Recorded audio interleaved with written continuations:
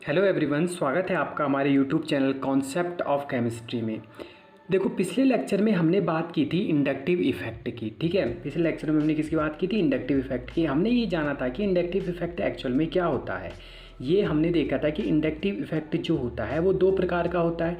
एक आता है हमारा प्लस आई इफेक्ट और एक आता है हमारा माइनस आई इफेक्ट। हमने ये भी देखा था कि अगर मेरे दो ग्रुप हैं, कोई माना ए बॉन्ड बी है, यदि बी की इलेक्ट्रोनेगेटिविटी ज़्यादा है, इलेक्ट्रोनेगेटिविटी ज़्यादा होने के कारण इसके पास पार्सली नेगेटिव चार्ज आ जाता है और ए के पास पार्सली पॉजिटिव चार्ज आ जाता है।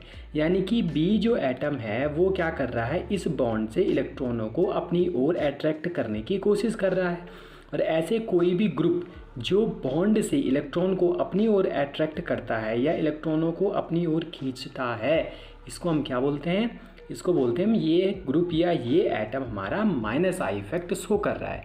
जबकि ऐसे कोई ग्रुप, ये एक्चुअल में ए क्या कर रहा है, ए के पास पार्सली पॉजिटिव चार्ज कैसे आया?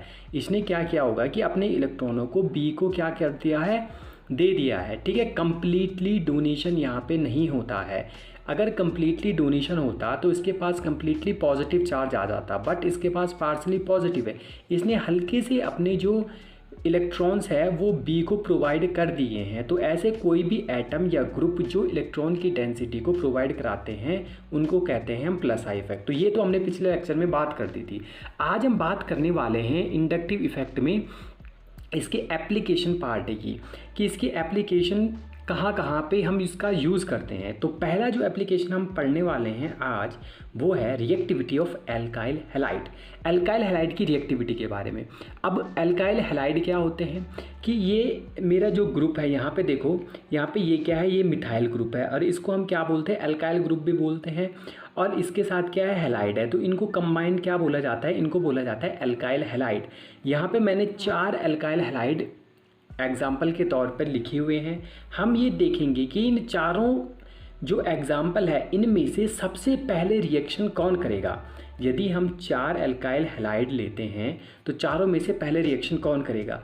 तो इसका एक सिंपल सा फंडा है। ये जो कार्बन और एक्स का बॉन्ड है ना, हैलाइड, एक्स क्या रिप्रेजेंट कर रहा है? एक्स रिप्रेजेंट कर रहा है हैलोजन को।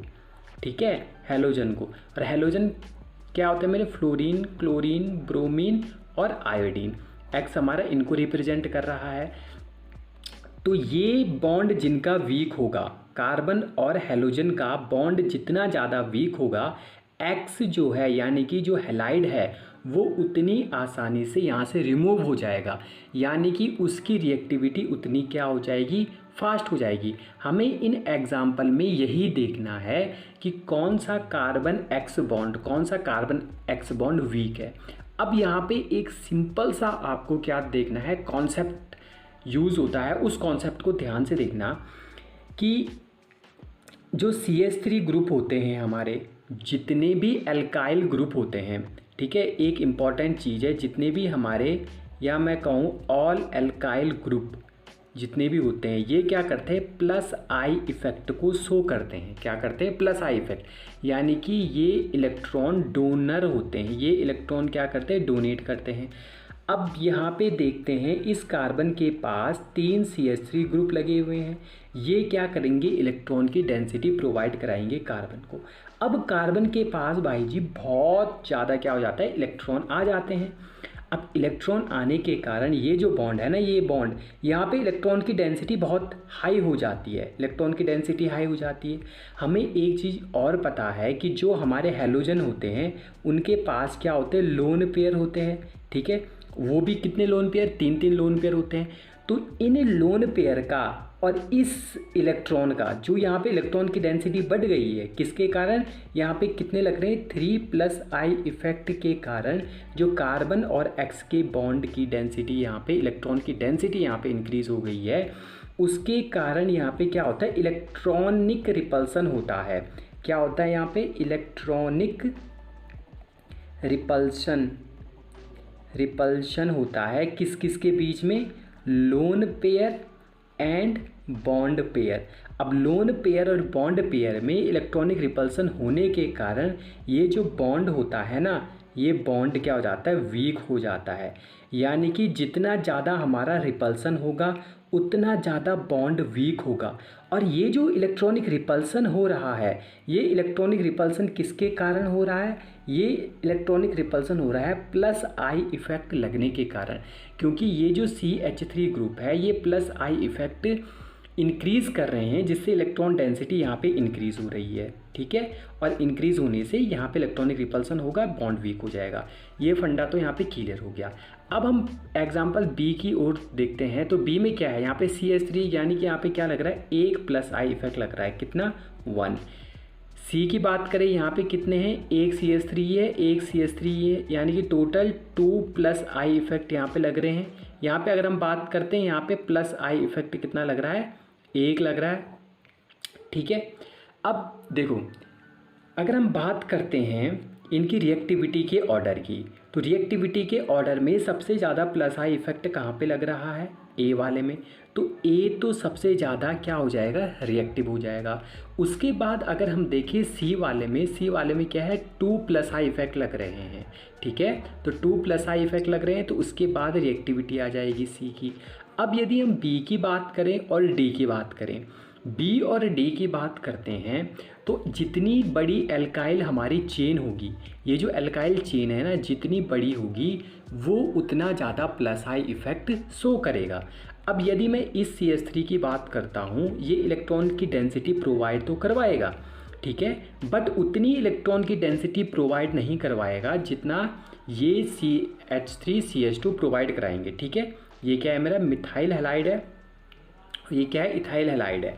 ठीक है, तो ये क्या करता है, यहाँ पे इलेक्ट्रॉन की डेंसिटी को इसके कंपैरिजन में ज़्यादा प्रोवाइड करवा देता है, जिसके कारण ये बॉन्ड इसके कंपैरिजन में वीक हो जाता है, क्योंकि जितना ज़्यादा इलेक्ट्रॉनिक रिपल्सन होगा बॉन्ड उतना ही ज़्यादा वीक होगा। तो बी और डी में अगर हम बात करें तो डी की रिएक्टिविटी ज़्यादा होगी और लास्ट में आएगा बी।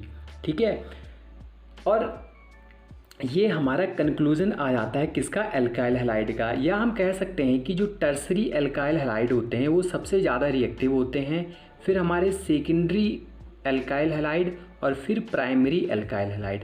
ऐसा मैंने क्यों बोला, क्योंकि ये कार्बन देखो, ये कार्बन कितने कार्बन से अटैच्ड है, 1 2 3।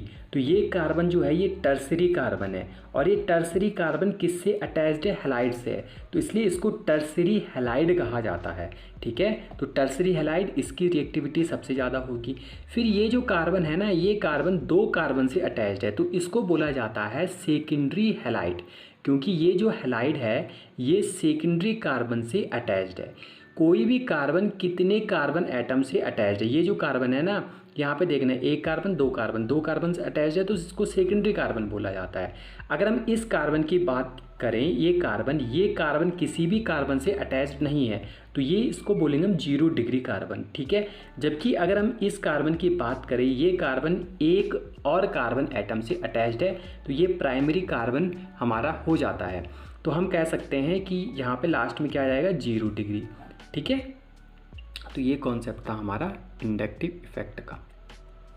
देखो यहाँ पे मैंने क्या किया हुआ है, माइनस आई इफेक्ट शो करने वाले कुछ ग्रुप्स को एक सीरीज़ में लिखा हुआ है।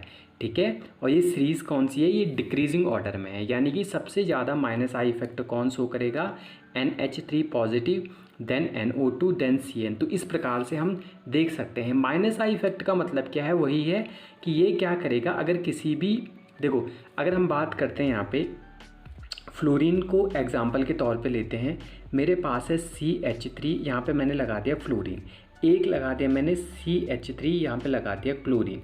तो हमने यहाँ पे देखो ये फ्लोरीन लिखा हुआ है, ये क्लोरीन लिखा हुआ है, यानी कि फ्लोरीन का माइनस आई इफेक्ट ज़्यादा है। तो इसका मीनिंग क्या होगा, इसका मीनिंग ये है कि ये जो फ्लोरीन है ना, ये इस बॉन्ड से इलेक्ट्रॉन की डेंसिटी ज़्यादा अपनी ओर अट्रैक्ट करेगा, जबकि ये जो क्लोरीन है ये इलेक्ट्रॉन की डेंसिटी को अपनी ओर क्या करेगा, इस फ्लोरीन के कंपैरिजन में कम अट्रैक्ट करेगा। ऐसा क्यों होता है, क्योंकि अगर इलेक्ट्रोनेगेटिविटी देखें फ्लोरीन की, वो क्या होती है, ज़्यादा होती है इलेक्ट्रोनेगेटिविटी ऑफ क्लोरीन से।